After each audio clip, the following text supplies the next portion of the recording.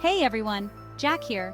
Today we're diving deep into a book that sold over 25 million copies and transformed countless lives. The 7 Habits of Highly Effective People by Stephen R. Covey. This isn't just some self-help fad, it's a timeless guide to personal and interpersonal effectiveness. Covey's work isn't about quick fixes. It's about fundamental principles that can reshape how you think, act, and interact with the world. We're talking about shifting paradigms, people. Over the next few minutes, we'll unpack each habit, exploring its core principles and how it can help you become the best version of yourself. So, grab your metaphorical thinking cap, maybe a real notebook, and let's embark on this journey of self-discovery together. All right, let's kick things off with habit 1. Be proactive. Now, this isn't just about taking initiative, though that's definitely part of it. It's about recognizing that you're in the driver's seat of your own life. You're not a passenger just along for the ride, subject to the whims of fate or the actions of others. You have the power to choose your response to any situation. Covey calls this responsibility the ability to choose your response. Think about it, between stimulus and response, there's a space. And in that space lies your freedom to choose. You can react impulsively, or you can pause, reflect, and respond with intention. It's about focusing on your circle of influence, the things you can actually control, rather than wasting energy on things you can't. Your attitude, you control that. Your actions, you control those too. So how do you become more proactive?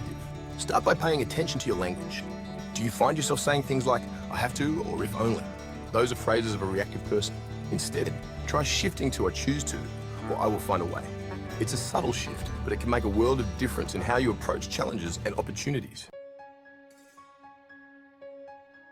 Now that you're in the driver's seat, it's time to figure out your destination. That's where habit 2 comes in. Begin with the end in mind. This habit is all about having a clear vision for your future and making choices today that align with that vision. Imagine you're building a house. You wouldn't just start laying bricks without a blueprint, right? The same goes for your life. Without a clear vision, you risk wasting time and energy on things that don't truly matter to you. So how do you define your end in mind? Think about your values, your passions, your long-term goals. What kind of legacy do you want to leave behind? What kind of person do you want to be remembered as? Once you have a sense of your overall direction, you can start setting smaller, more specific goals that will lead you there. These could be goals related to your career, your relationships, your personal growth, or anything else that's important to you. The key is to make sure your goals are aligned with your values and your overall vision for your life. Remember, it's not just about achieving success. It's about living a life that's meaningful and fulfilling to you. So take some time to really think about what you want out of life. What's your end in mind? Okay, you've got your destination in mind, you've set some goals, now it's time to roll up your sleeves and get to work. But with so many demands on our time and attention, it's easy to get caught up in the urgent rather than the important. That's where habit 3 comes in. Put first things first. This habit is all about prioritizing your tasks and focusing on what truly matters.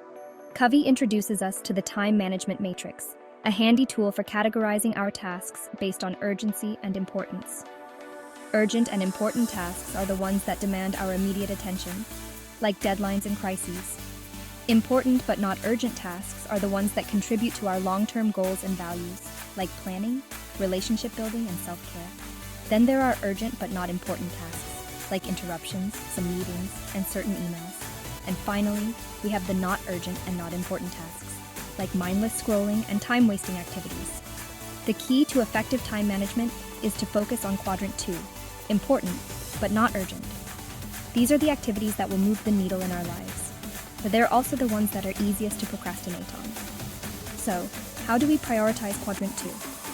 It's about learning to say no to distractions and commitments that don't align with our values and goals. It's about scheduling time for the things that matter most, even if it means saying no to things that feel urgent in the moment. Remember, you're the one in control of your time.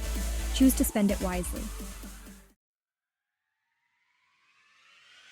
All right, let's shift gears a bit and talk about our interactions with others. Habit 4, think win-win, is all about approaching relationships with an abundance mindset, seeking mutually beneficial solutions rather than seeing everything as a zero-sum game. In a win-win scenario, both parties feel good about the outcome and walk away feeling valued and respected. It's not about one person winning at the expense of the other, it's about finding solutions that work for everyone involved.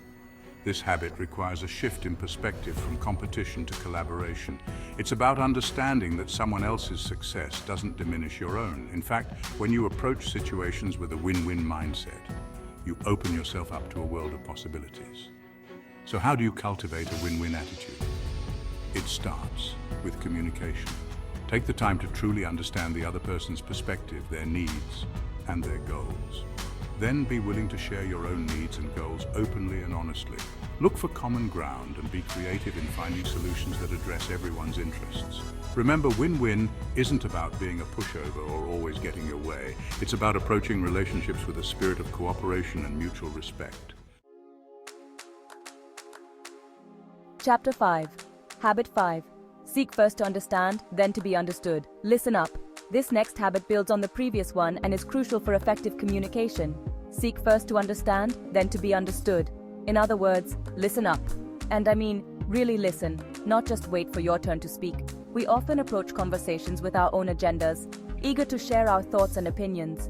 But true communication requires us to quiet our own internal dialogue and truly focus on what the other person is saying.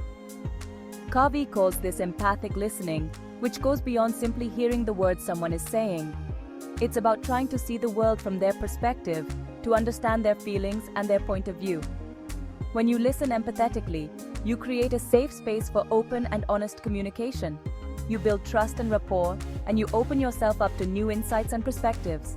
So, how do you become a more empathetic listener? First, pay attention to your body language. Put away distractions, make eye contact, and use non-verbal cues to show that you're engaged. Second, ask clarifying questions to make sure you understand the other person's perspective. And finally, resist the urge to interrupt or offer solutions unless asked. Remember, sometimes the most powerful thing you can do is simply listen. Chapter 6. Habit 6. Synergize, the power of teamwork. Now that we've covered the importance of understanding and collaboration, let's talk about Habit 6, Synergize. This habit is all about the power of teamwork and the idea that the whole is greater than the sum of its parts. When people with different perspectives, strengths, and experiences come together with a shared goal, amazing things can happen. Synergy is about valuing those differences, recognizing that each person brings something unique to the table. It's about creating an environment where everyone feels safe to share their ideas, where creativity and innovation can flourish. Think about it. Two heads are better than one, right? But synergy doesn't just happen magically. It requires open communication, trust, and a willingness to be open to new ideas, even if they challenge your own. It's about letting go of the need to be right all the time and embracing the idea that the best solutions often come from a collaborative effort. So how do you foster synergy in your own life? Start by surrounding yourself with people who are different from you, people who challenge you and push you to think outside the box. Be open to their perspectives even if you don't always agree. And remember, the goal isn't to conform or compromise, it's to create something new and innovative together. Chapter 7. Habit 7. Sharpen the saw, don't forget self-care. We've covered a lot of ground, haven't we? But before we wrap up, there's one more crucial habit we need to talk about: sharpen the saw. This habit is all about taking care of yourself, physically, mentally, emotionally, and spiritually. Think of it like this. If you were cutting down a tree, would you rather use a sharp saw or a dull one? A sharp saw, of course. It makes the job easier and more efficient. The same goes for your life. When you take care of yourself, you're sharpening your saw, so to speak. You're giving yourself the energy and resources you need to tackle life's challenges and pursue your goals. So what does it mean to sharpen the saw? Physically, it's about taking care of your body through exercise, healthy eating, and enough sleep. Mentally, it's about engaging in activities that challenge your mind, like reading, learning new skills, or simply having stimulating conversations. Emotionally, it's about nurturing your relationships, practicing self-care, and finding healthy ways to cope with stress. And spiritually, it's about connecting with something larger than yourself, whether that's through religion, nature, or simply taking time for reflection and introspection. Remember, self-care isn't selfish, it's essential. When you take care of yourself, you're better equipped to show up for others and make a positive impact on the world. So, there you have it, the 7 habits of highly effective people. From being proactive and beginning with the end in mind, to seeking first to understand and sharpening the saw, these habits provide a roadmap to a more fulfilling and meaningful life. Remember, these habits aren't just about achieving external success. They're about developing your character, building strong relationships, and living a life that's true to your values. I highly encourage you to check out Covey's book for a deeper dive into these principles. And as always, thanks for watching. Don't forget to like, comment, and subscribe for more videos on personal growth and self-improvement.